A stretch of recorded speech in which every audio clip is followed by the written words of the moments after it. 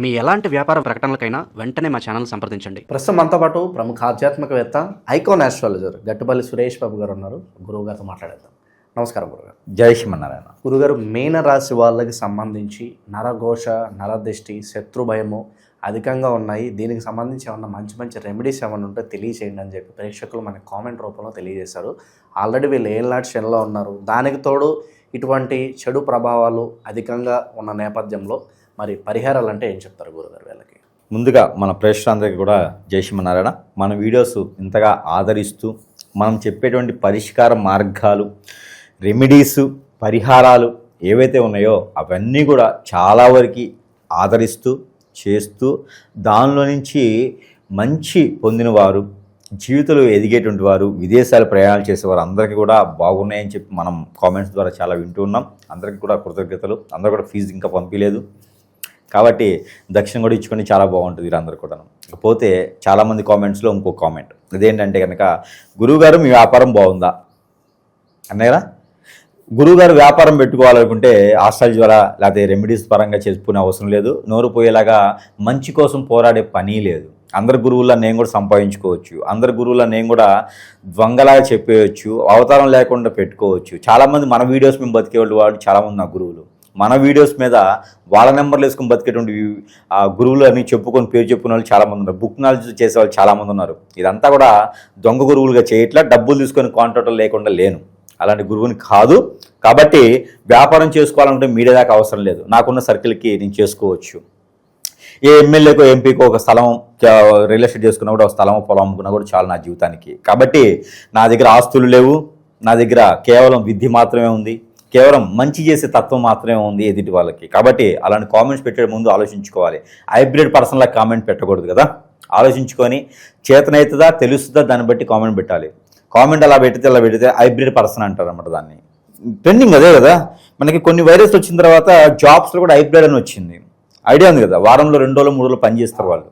అలానే ఇలాంటి కామెంట్స్ పెట్టిన వాళ్ళని, ఎవరిని పడితే వాళ్ళని దూషించే వాళ్ళని ఏమంటారంటే కనుక హైబ్రిడ్ పర్సన్ అంటారు అన్నమాట. ఇక హైబ్రిడ్ మీనింగ్ అంటే చాలా ఉంటుంది, వాళ్ళు అర్థం చేసుకోవాలి దానికి సంబంధించి. ఇకపోతే ద్వాదశ రాశుల్లో ఒకటి మీనరాశి. మీనరాశి వారికి కూడా నరదిష్టి, నరఘోష, శత్రుభయం, శత్రుపీడ, చెడు క్రియలు ఎలా జరుగుతాయి, వారికి ఎప్పుడెప్పుడు జరుగుతాయి, అలా జరగడం ద్వారా పరిష్కార మార్గం ఏమిటి, దాని సిమ్టమ్, పరిష్కార మార్గం ఏమైనా దొరుకుతుందో మన దగ్గర అంటే ఖచ్చితంగా దొరుకుతుందని చెప్పొచ్చు. దొంగ గురువుని కాదు కదా. దొంగ గురువుని చీల్చి చెండాడేటువంటి నరసింహస్వామి లాంటి వాడిని. కాబట్టి అలాంటి దొంగ గురువుల్ని చీల్చి చెండాడదాన్ని మనస్ఫూర్తిగా కోరుకుందాం. ప్రభుత్వాలకు చొరవ చేసుకోవాలి. గురువు అటువంటి నాలుగు కోయాలి. అంటే అందరినీ కాదు, దొంగ గురువుల్ని నాలుగు తీయాలి. ఎందుకంటే మన వీడియోస్ మీద వేరేవాడెవడో నెంబర్లు వేసుకొని బతుకుతున్నారు అబ్బా ఈ రోజుల్లో. వాళ్ళకి ఏం రాదు.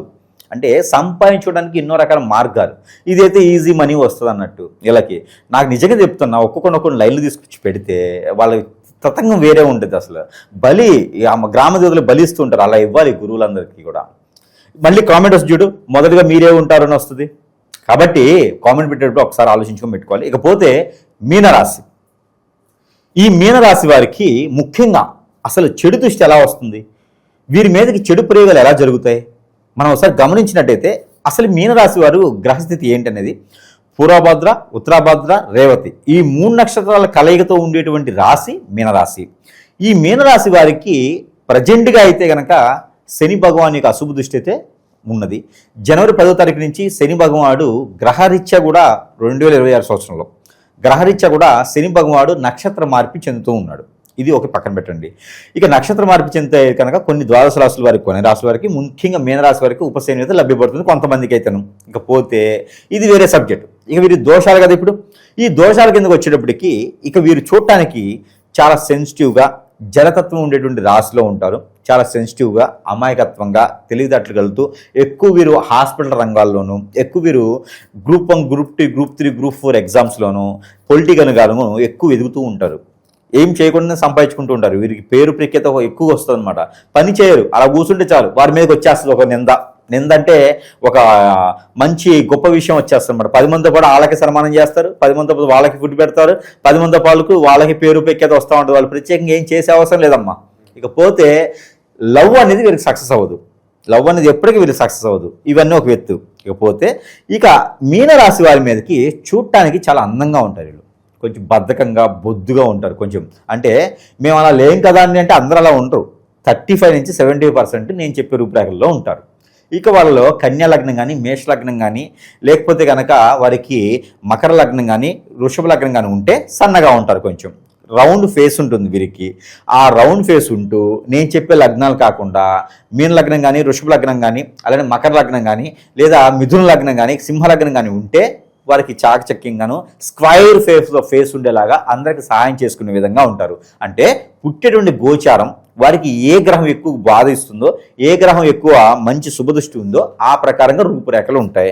ఈ మీనరాశి వారికి ముఖ్యంగా పూర్వీకులు శాపంతో పుడుతూ ఉంటారు, పూర్వీకుల దీవెనతో పుడుతూ ఉంటారు, పూర్వీకుల ఒక కోరికలతో పుడుతూ ఉంటారు. అందుకే మీనరాశి వారు ఇంట్లో పుడితే మా అమ్మమ్మ పుట్టిందండి, మా నాయనమ్మ పుట్టిందండి, మా తాతమ్మ పుట్టిందండి, మా తాతయ్య మా తాయన అందరికి అనుకుని కోలవరకు పుట్టారని చెప్పి వాళ్ళ కోరికలే వస్తూ ఉంటాయి మ్యాక్సిమం.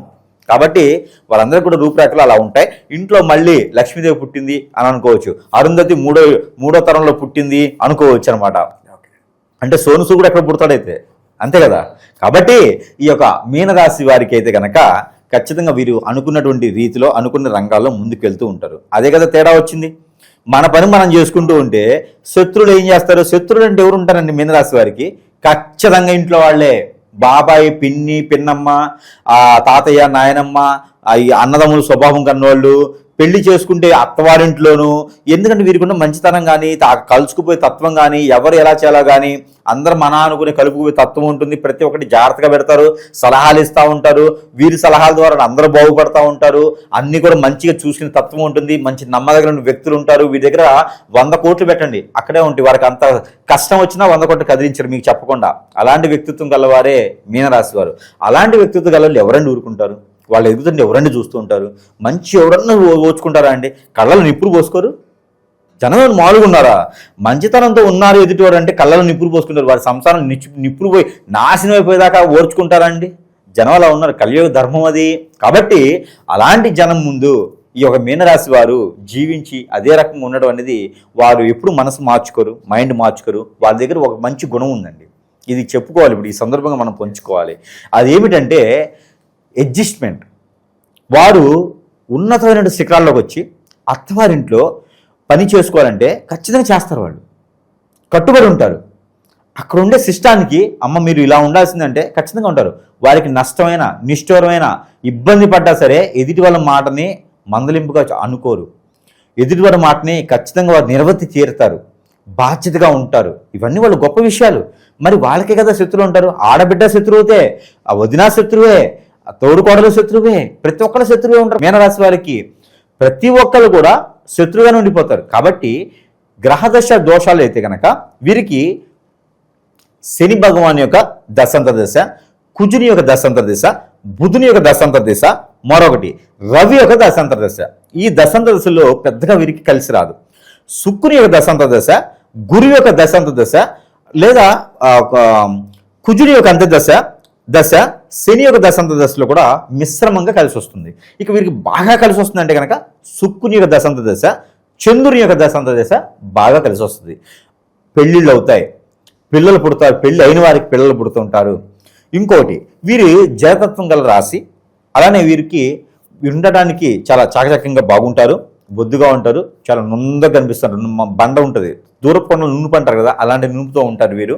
చాలా మంచి పర్సన్స్ అని చెప్పొచ్చు, నమ్మొచ్చు వీళ్ళని. వీళ్ళతో పాటు ఎక్కడికైనా జర్నీ చేయొచ్చు. ఇలాంటి వాళ్ళని బుట్టలో వేసేస్తారు. వీళ్ళు అమాయకంగా కనిపిస్తూ ఉంటారు, ఇట్టే నమ్మేస్తూ ఉంటారు. ఎవరి దగ్గరికి వెళ్ళినా వాళ్ళు 4 మాటలు మాట్లాడి నమ్మేస్తారు. కాబట్టి వీళ్ళని అందరూ కూడా హిప్నాటిజం, బ్లాక్ మ్యాజిక్, వశీకరణ, జాగ్రత్త పడి బాగముఖి, భానుమతి, యక్షిని, స్పిరిట్ లాంటి విద్యలు చేసి వారి వైపు లాక్కొని వారిని అన్ని రకాలుగా వాడుకొని అన్ని రకాల సదవకాశాలు, సదుపాయాలన్నీ కూడా వాడుకొని రోడ్డు మీద పడేస్తారు. వాళ్ళు ప్రేమ పొందుతారు. ఆ ప్రేమే కావాలని రోడ్డు మీద పడతారు వాళ్ళను. మరొకటి వీటికి లవ్ మ్యారేజ్ సక్సెస్ అవ్వదు, లవ్ అనేది దొరకదు, లడికినా కూడా వాళ్ళు మోసం చేస్తారు. మీనరాశి వారు ఖచ్చితంగా వాళ్ళ జీవితంలో దెబ్బతిని ఉంటారు. మీనరాశి వారు ఖచ్చితంగా ఎవరో ఒకటి చేతిలో మోసపోతారు ఏదో విధంగా. ఆర్థిక పరంగా, పార్ట్నర్షిప్ వ్యాపారాల్లో పెళ్లి చేసుకొని మోసం చేస్తారు, ఎఫ్ఐఆర్ పెట్టుకుని మోసం చేస్తారు, వేరే రకాలైన మోసం చేస్తారు. భర్తలు, భార్యలు, పిల్లలు అన్ని రకాల మోసం చేస్తూ ఉంటారు. కానీ ఖచ్చితంగా గుర్తుపెట్టుకోండి, మోసపోయే ఉంటారు. వాళ్ళ మనసు ఎంత మోసపోయినా కూడా వాళ్ళలో వాళ్ళే క్షోభ పడుతూ ఉంటారు, వాళ్ళలో వాళ్ళే ఇబ్బంది పడుతూ ఉంటారు. కానీ ఎదుటి వాళ్ళకి మాత్రం ఆ స్ట్రెస్ని చూపి తెలుసా, అదే మీనరాశి వారి గొప్పతనం. అలాంటి మీనరాశి వాళ్ళకి ఇబ్బంది పెట్టినా, కన్నీళ్ళు పెట్టినా పార్వతి అమ్మవారి ఆధీనంలో ఉంటారు కాబట్టి ఆవిడ ఒప్పుకోదు. ఆ పార్వతి అమ్మవారు ఖచ్చితంగా ఎవరైతే కన్నీళ్లు పెట్టించారో వాళ్ళని ఖచ్చితంగా చూసుకుంటుంది. వీళ్ళు మనసు చాలా గొప్పది, చాలా సున్నితమైనది కాబట్టి పత్తి కన్నా సున్నితమైనటువంటి మనసు ఉంది అంటే కనుక మీనరాశి వాళ్ళకే. అలాంటి వారిని ఇబ్బంది పెట్టకూడదు. ఆడపిల్లల్ని ఇబ్బంది పెడితే మరీ ఘోరం కాబట్టి అలాంటి వాళ్ళని ఇబ్బంది పెట్టి చివరికి రోడ్డు మీద పడేస్తూ ఉన్నారు. కొన్ని సంఘాలు ఏర్పడి రోజుల్లో మరుగుమందులను పెట్టి చిన్న పిల్లలను కూడా ఇబ్బంది పెట్టే పరిస్థితి ఏర్పడుతూ ఉంది. దాంట్లో కుంభరాశి వాళ్ళు ఉన్నారు, మీనరాశి వాళ్ళు ఉన్నారు, మిథున రాశి వాళ్ళు ఉన్నారు, ఎన్నో రాశుల వాళ్ళు ఉన్నారు. కాబట్టి తస్మా తల్లిదండ్రులు మీనరాశిలో ఉన్నటువంటి స్త్రీ పురుషులు పిల్లలు ఎవరైతే ఉన్నారో వారి తల్లిదండ్రులకి ఒక గమనిక ఏంటంటే పిల్లల్ని చాలా జాగ్రత్తగా పెంచుకుంటున్నారు, ప్రేమ కొంది పెంచుకుంటున్నారు కాబట్టి జాగ్రత్తగా ఉంచుకొని ఫ్రెండ్లీగా మాట్లాడుతూ వారికి ఏ సమస్య ఉందో ఆ సమస్య దగ్గర పరిష్కార మార్గం వెతకాలి. వీరికి ఎక్కువగా చాతబడి కానీ హిప్నటిజం కానీ ఎక్కువ చేస్తూ ఉంటారు. వీరికి త్వరగా అబ్బిద్ది, బోలాశంకురులా ఉంటారు వీళ్ళు కాబట్టి త్వరగా అబ్బిద్ది వీరికి ఏదైనా చెడు క్రియ. ఇక గ్రహరీత్యా దోషాలు ఉన్న వారికి అయితే కొంత పరిహారాలు ఉన్నాయి. ఇలాంటి చెడు క్రియలు జరిగితే కనుక వారికి తీసుకోవాల్సిన పరిహారాలు కొన్ని వేరే ఉంటాయి. అలా జరగట్లేదు నాయన, పరిహారాలు చేసిన దొబ్బట్లేదు, మనకి ఏం జరుగుతుందో తెలియట్లేదు, మరి ఏం చేయాలి, దీనికి పరిష్కార మార్గం ఏంటంటే కనుక ఖచ్చితంగా మంచి గురువుని ఎంచుకోండి. మంచి గురువు అంటే ఎవరు లేరు ఈ రోజుల్లో, అంతా దొంగ స్వాములు దొంగ గురువులు అయిపోయారు. ఇది మళ్ళీ కామెంట్ మీరు కూడా గురువు గారు అంటే నేనెందుకు చెప్తా ఎదుటి వాళ్ళకు దొంగలని. కాబట్టి బుక్ నాలెడ్జీ గల వాళ్ళు ఉన్నారు, నా పేరు చెప్పుకుని బతికే వాళ్ళు చాలామంది దరిద్రులు తయారయ్యారు ఈ రోజుల్లో. కాబట్టి అలాంటి గురువుల దగ్గరికి వెళ్తే మనం నాశనం అవుతాం. మంచి గురువు, పని చేతవలం వచ్చిన గురువుని ఎంచుకోండి. అలాంటి గురువు దగ్గరికి వెళ్తే మీకు పరిష్కార మార్గం ఖచ్చితంగా దొరుకుతుంది. ఇకపోతే వీరిలో ఎలా గమనించాలి? ఇప్పుడు ఈ నరదిష్టి నరఘోష ఉంటుంది. ఈ నరదిష్టి నరఘోష ఉందంటే కొంతమేర గమనించవచ్చు. అది ఏంటంటే అనుకున్న పనులు ముందుకెళ్ళవు, ఏ పని చేద్దామన్నా వెనక మంది పడుతూ ఉండిద్ది, ఆర్థికపరమైన ఇబ్బందులు ఉంటాయి, కాళ్ళ నొప్పులు, మోచేతులు గుంజడం ఇలాంటివి జరుగుతాయి. ఇది ఏంటంటే నరదిష్టి నరఘోష వల్ల. అది సాయంత్రాన్ని దిష్టి తీసుకుంటే పోతుంది. ఏదో రకమైన వాళ్ళ ఇంట్లో ఇంటి ఆచార ప్రకారంగా తీసేటువంటి దిష్టిలు ఉంటాయి, అవి తీస్తే పోతుంది. ప్రత్యేకంగా మీనరాశి వాళ్ళు దిష్టి తీసుకోవాల్సింది ఏంటి అంటే కనుక చేపలతో దిష్టి తీసుకోవాలి, ఉప్పుతో దిష్టి తీసుకోవాలి. అలానే నీళ్లు ఉంటాయి, ఎర్రనీళ్ళు అంటారు, ఎర్రనీళ్ళతో దిష్టి తీసుకోవాలి. మీనరాశి వాళ్ళు ప్రత్యేకమైన దిష్టిలు అవి తీసుకుంటే సరిపోతుంది. అయినా తగ్గట్లేదు అంటే గ్రహరీత్య దోషాలుంటే దోషాలు పరిహారం చేసుకోవాలి. నవగ్రహ దానం చేసుకోవచ్చు, నవగ్రహ యజ్ఞ యాగ హోమ దప చపాలు చేసుకోవచ్చు, వినాయక స్వామివారికి గరిక బెల్లం పెట్టవచ్చు, దత్తాత్రేయ స్వామివారి మంత్రం పఠనం చేసుకోవచ్చు, లలితామ్మవారి సహస్రనామం చేసుకోవచ్చు. అలానే హనుమాన్ మందిరంలో ఆకుపూజ చేయించవచ్చు, గారెల దండ వేయవచ్చు, కర్పూరం, హనుమాన్ మందిరంలో గంధం, అది హనుమాన్ సింధూరం దానం ఇవ్వచ్చు, కిలో శనివారం మంగళవారం రోజు ఇవ్వచ్చు. ఇది 3 మాసాలు 4 మాసాలు ఒకసారి ఇస్తే గ్రహరీత్య దోషాలు, గ్రహాల యొక్క సానుకూలత లేకపోయినా, స్థితిగతులు బాగాలేకపోయినా కూడా శుభదృష్టి మలుచుకోవచ్చు. శుభదృష్టి మలుచుకున్న దానికి ఈ పరిహారం చేసుకుంటే సరిపోతుంది. ఇక వారు ప్రతినిత్యం కూడా లవంగాలు 2 మిరియాలు 2 తింటూ తెల్ల ఆవాల పౌడర్ని ఇంగుని మనం పెట్టుకునే కూరల కర్రీస్ వాటిలో వేసుకుని తింటూ ఉంటే గ్రహరీత్య దోషాలు తొలగిపోతాయి, కొంతమేర ఉపశమనం లభిస్తుంది. కానీ మానవ గ్రహం చేయించేటువంటి చెడు క్రియల నుంచి బయటపడాలి అంటే ఎన్నో రకాలైన సాధనలు చేయాలి, ఎన్నో రకాలైన మంత్రోచ్చారణ చేయాలి, ఎన్నో రకాల పరిహారాలు చేయాలి. అయినా కూడా అవ్వట్లేదు అంటే కనుక ఖచ్చితంగా మన సమీపంలో మంచి గురువుని ఎంచుకొని ఖచ్చితంగా సంప్రదిస్తే కనుక వారికి మీకున్న సమస్యకి పరిష్కార మార్గం చూపించే విధంగా అయితే కనిపిస్తూ ఉంది. ఆ విధంగా ముందుకెళ్ళొచ్చు. లేదు నాకు కొంతమేర ఉపశమనం లభ్యపడాలి అనుకుంటే కనుక ఏదైనా మీ మీద చేతబడిగా హిప్నటిజం జరిగింది, మీ సిమ్టమ్ గమనించుకోవాలి. ఫస్ట్ కళ్ళకి చుట్టూతో నల్ల వలయాలు రావటం, కోపం ఎక్కువ రావటం, ఎవరితో మాట్లాడుకున్నా చిరాకు పట్టడం, భార్యతో కానీ భర్తతో కానీ పిల్లలతో కానీ మాట్లాడలేకపోవటం, ఇంట్లో ఉండలేకపోవటం, ఒంటరిని అయిపోవటం, ఏదో ఎప్పుడు దుఃఖంతో ఏడుస్తూ ఉండటం, ఎందుకు నాకే ఇలా అవుతుంది అనుకుంటాం, ఒంటరిని ఏదైనా రూమ్లో కూర్చోవాలనిపించడం, ఎక్కడికైనా వెళ్ళిపోవాలనిపించడం, మళ్ళీ లేకపోతే నెగిటివ్ థాట్స్ రావటము, అన్నీ కూడా మీకున్న పరిస్థితికి స్థాయికి తగ్గట్టుగా కాకుండా దిగజారి ఉండడము, దారిద్ర్యం దిగజారి ఉండటం, ఏ పని చేసినా లాస్ రావడము, ప్రతి ఒక్కరు నెత్తించేబెట్టి మోసం చేయడం, ఇలాంటివి జరుగుతూ ఉంటాయి. ఇవన్నీ కూడా ఏంటంటే మనమే చేయించేటువంటి క్రియలు చెడు అనుభవాలన్నమాట. ఇప్పుడు జీవితంలో ఎదగలేం, మనకి ఏ దశ ఉన్నా అంత దశ ఉన్నా కూడా జీవితంలో ఎదగలేం. దీంతో తోడు మనకి కాలసర్పదోషం, నాగదోషం, కుజదోషం లాంటి ఏదైనా తోడైనయా ఇక మూలిగెత్తి దాడిగా పడ్డట్టే ఉంటుంది వీళ్ళ వ్యవహారం. కాబట్టి అలాంటి వారికి పరిష్కార మార్గం కూడా కొన్ని చూసుకోవాలి. ముఖ్యంగా వీరికి చిన్న పరిష్కార మార్గాలు అయితే కొన్ని చూసినట్టయితే కనుక స్నానం చేసిన నీటిలో మెంతులు, ఉప్పు, ఆవాలు ఒక్కొక్క చిటికెడు వేసుకొని స్నానం ఆచరించాలి. ఇక వీరికి సర్పదిష్టి అని ఉంటుంది. ఒక పామును తీసుకొచ్చి, పాము అంటే వెండి, సిల్వర్లోను, రావిలోను, పంచలోకాలను ప్రతిమలు ఉంటాయి, రూపులు అంటారు. అలాంటివి తీసుకొచ్చేసి 3 మాసాలకు ఒకసారి చేసుకోవాలి. తల చుట్టూ 7 టైమ్స్, తల దగ్గర నుంచి కాలు వరకు 7 టైమ్స్ తీసి పారేడు నీటిలో కానీ పొదలగొండ చెట్లలో కానీ ఎక్కడైనా దేవుడి ఆలయంలో ఉండిలో కానీ శివాలయంలోనే వేయాలి. ఇది చేస్తే కొంతమేర వారికి చేయించిన క్రియల వల్ల లేదా దోషాల పరిహారానికి కొంతమేర ఉపశమనం అయితే లభ్యపడుతుంది. ఇకపోతే బాగా పూర్తిగా చేయించాలని పరిహారం అవ్వట్లేదంటే ఆర్థిక సమస్యలు ఉన్నాయంటే కనుక మనకి సజ్జలు ఉంటాయి. ఈ సజ్జలు పావురాలకు వేయాలి, రోజుకు ఒక గుప్పిడి చొప్పున. ఇది మంచిది. ఇక పెద్దల పితృదోషాలు ఉంటాయి. ఒక 11 రోజులు 21 రోజు అయితే కనుక మనం తినేటువంటి ముద్దలో రోజుకు ఒక్కసారి అయినా సరే సగం ఆ తొలి ముద్ద తీసి పక్కన పెట్టాలి. అది కుర్తులో వేయండి, కుక్కకి వేయండి, పడివేయండి, కానీ రోజుకు ముద్ద తీసి పక్కన పెడితే పితృదోషాలు కొంతమేర పోతాయి. ఇకపోతే వీరికి ఈ దోషాలే కాకుండా మన మీద హిప్నటిజం బ్లాక్ మ్యాజిక్ అయింది అనుకుంటే కనుక వారికి ఖచ్చితంగా గురువు దగ్గరికి రాగాలి. ఇక గురువు దగ్గర కాకుండా పోవాలి అనుకుంటే కనుక హనుమాన్ మందిరంలో పూజలు యజ్ఞ యాగాలు చేయించగలరు. దత్తాత్రేయ స్వామి వారికి మంత్రపఠం చేసి ఆ రకమైన ఆ వాటర్లో 7 times ఊది ఇంటికి 10 వాటర్ చల్లాలి, ఆ వాటర్ తాగాలి. ఇక వీరికి ఈ చెడు క్రియలు పోయేదానికి కూడా పరిహారం ఏమిటంటే కనుక లక్ష్మీనరసింహ స్వామికి ముడుపు కట్టాలి.